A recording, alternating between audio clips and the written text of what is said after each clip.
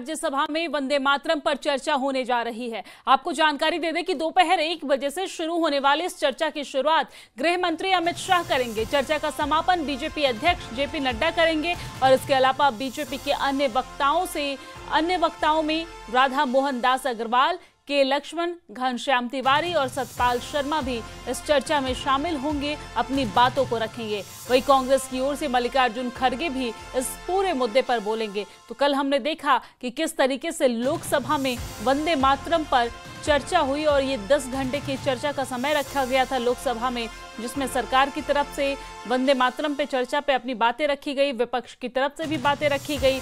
तो वही आज राज्यसभा में भी इस चर्चा की शुरुआत गृह मंत्री अमित शाह करेंगे और इसमें जेपी नड्डा जो बीजेपी के अध्यक्ष हैं, साथ ही साथ स्वास्थ्य मंत्री हैं, केंद्रीय मंत्री हैं, वो अपनी बातों को रखते नजर आएंगे।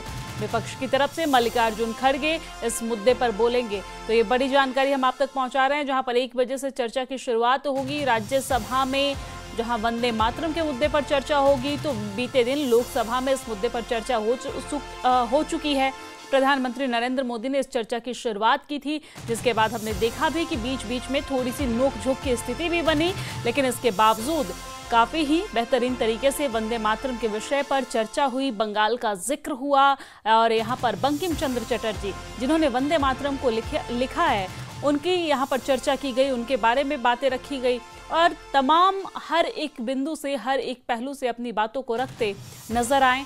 पक्ष की तरफ से, विपक्ष की तरफ से लोकसभा में ये चर्चा सफल रही और आज राज्यसभा में ये चर्चा होने वाली है। 1 बजे दोपहर से इस चर्चा की शुरुआत होगी। विषय है वंदे मातरम और चर्चा की शुरुआत केंद्रीय गृह मंत्री अमित शाह करेंगे। स्वास्थ्य मंत्री जेपी नड्डा भी अपनी बातों को रखेंगे। विपक्ष की तरफ से मल्लिकार्जुन खड़गे और अन्य नेता भी अपनी बातों को रखते नजर आएंगे।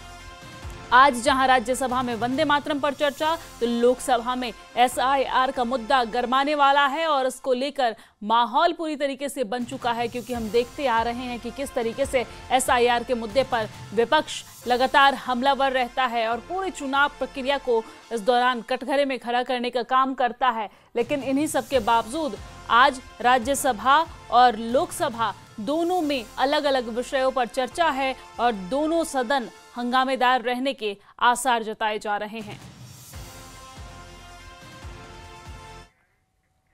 लोकसभा में बारामूला